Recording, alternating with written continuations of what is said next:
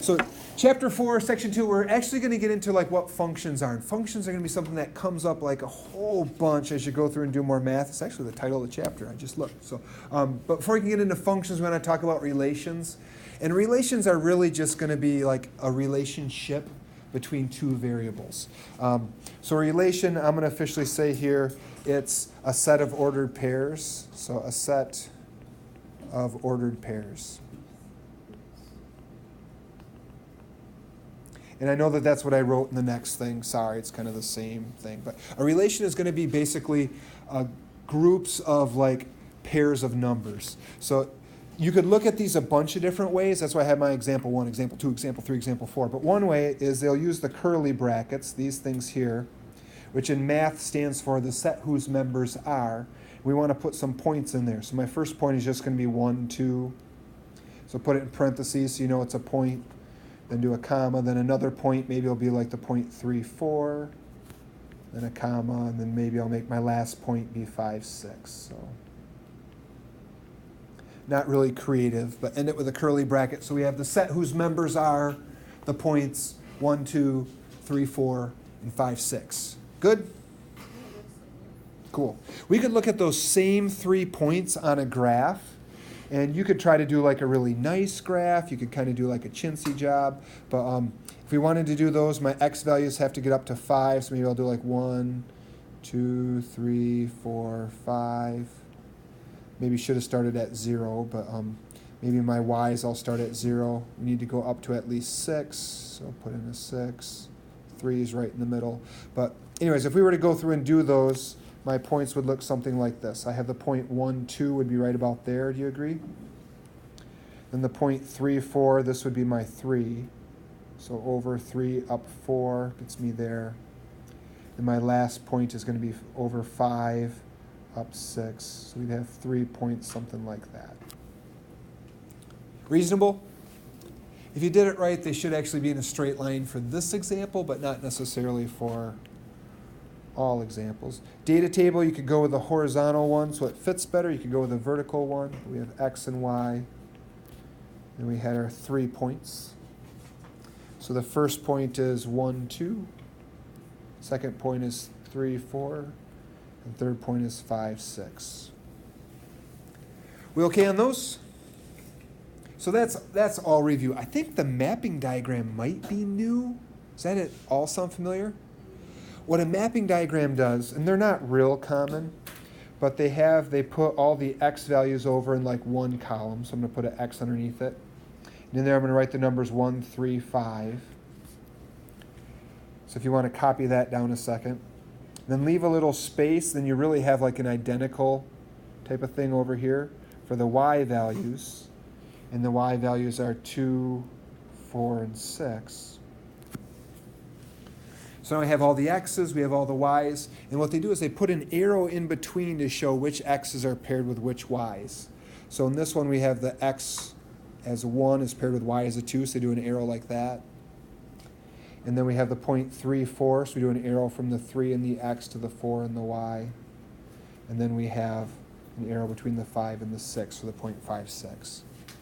And I wouldn't mess your notes up with this, but if you also had, say, the point 3, 6, what they do is then they'd have a second arrow that goes from the 3 to the 6 like that. Does that make sense? So sometimes you'll have like multiple arrows if they had the point, yeah.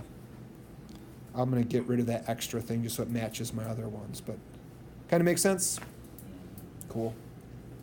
So be able to recognize those sorts of things there. We'll tie all this into functions in a little bit. So I'm going to take those same points, 1, 2, 3, 4, and 5, 6. I'm going to talk about domain and range. Does this look at all familiar? Okay, so no. A lot of people struggle with keeping them straight. I'm going to do it this way. What comes alphabetically first, domain or range? Domain. What comes alphabetically first, x or y? X. X. If you said y, you're in trouble. Okay, so domain comes first before range, and x comes before y.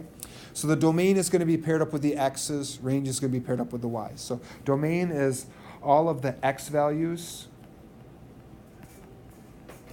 of a relation. So in other words, when we have these points here, my domain is going to be my 1, my 3, and my 5.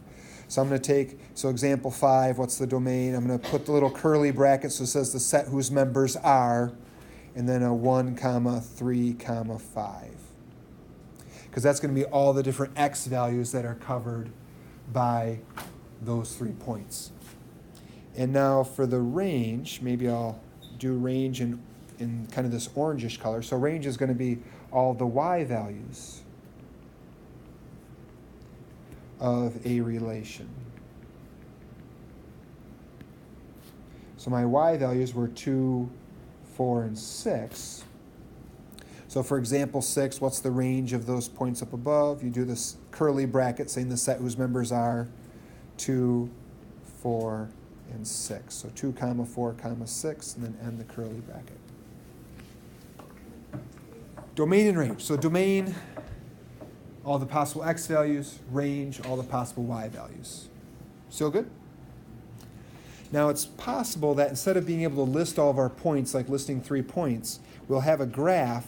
Do you agree this graph is made up of a whole bunch of different x, y points? So to go through and try to list them all, x is being 0 and x is 1. I guess 1 would be over here. X is 0.5, x is 0.25, x is 0.1368. It's just going to take way too long. But you agree, the x values that are covered, basically my graph starts right here, and it goes all the way over to the 6. So all of these things here are x values, right? So we could write that, going back to the last chapter, curly bracket. How do we write all those x values there? 0 is less than or equal to x, which is less than or equal to 6. Okay, so that was newer than I thought it'd be. But does it make sense? It's kind of like going back to, if you remember those graphing on an x on a number line, if we have like our closed circles there, we could say everything in the middle, x is going to be everything between 0 and 6, and including, because of that, equal to 0 and 6. Does that look kind of like the last chapter? Now the y's, my y's, here's my lowest y, and here's kind of the end point. But do we have y's that are higher than that? Yeah, because y's go up to here, right? So you could kind of say y's now are going to be all these points there. And we can kind of guesstimate, so what do you think is the lowest y? Right here, what number would you put? 2. So probably, if this is going to be a 5, so maybe a 2? Sure, 2, 2.5, something like that. I'm going to, 2, we'll go with 2. The highest one up here, the number is going to be 8. I like that. Actually, I think I'm going to say this one's more like 2.5. Can I erase this? I can't erase that. So I'm maybe going to say 2.5. If you want to say 2, go for it. Okay, so now the range, we'd say curly bracket, the set whose members are. What goes in the middle? Holler it out. Anybody? X in the middle. I'm going to put or what goes between my... Oh, whoopsies. Y. You could do an x. Really, all you need to have is a variable in the middle. But my lowest number is 2.5. So 2.5 is less than or equal to, and then some variable. I like y because we're talking about domain and y values. If you want to put in an x, I can't mark you wrong. Then the largest y was 8.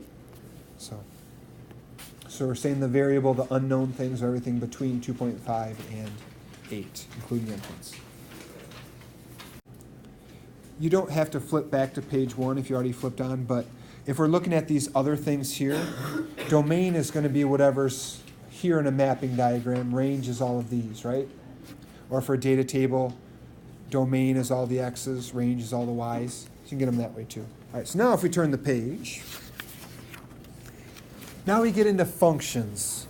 A function is going to be a special type of a relation. So a function is a relation. In other words, it's going to be talking about points, or these pairs of x and y values, where each x is paired with emphasis on the words only one. So I'm going to do them in all caps. in all caps, underline y value. In other words, if you have an x value of 3, it can only have one y value that's paired with an x of 3. So you couldn't have like 3, 5, and 3, 9. Let's look at a couple examples and we can kind of come back to them. So if we look at key cards sold and money earned, if you were to go through and we could look at it in all these different ways. I'm maybe just going to do set whose members are and look at points this way. If you sold 0 key cards, do you agree you made $0 towards your 8th grade expenses? If you sold 1 key card, you made $10. So we'd have 1, 10. If you sold 2 key cards, you made 20. If you sold 3 key cards, made 30. And maybe we'll just stop there. So you have these points. Are those points going to represent a function?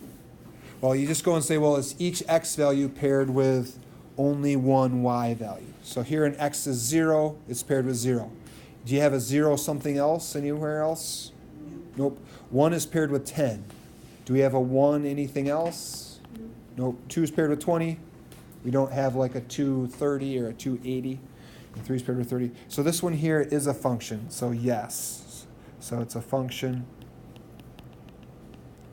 And if you wanted to, you could say each x has only one y. So each x has only one y. Keep going. Then, if we do the study minutes and grade, so I just kind of made stuff up. We'll say somebody studied for 10 minutes, they got a 92.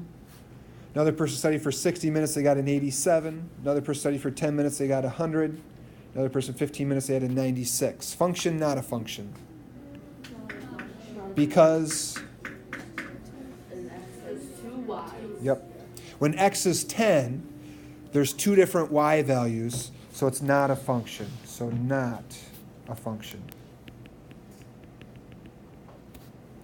And if you wanted to say y, you could say x equals 10 is paired with 2 different y values.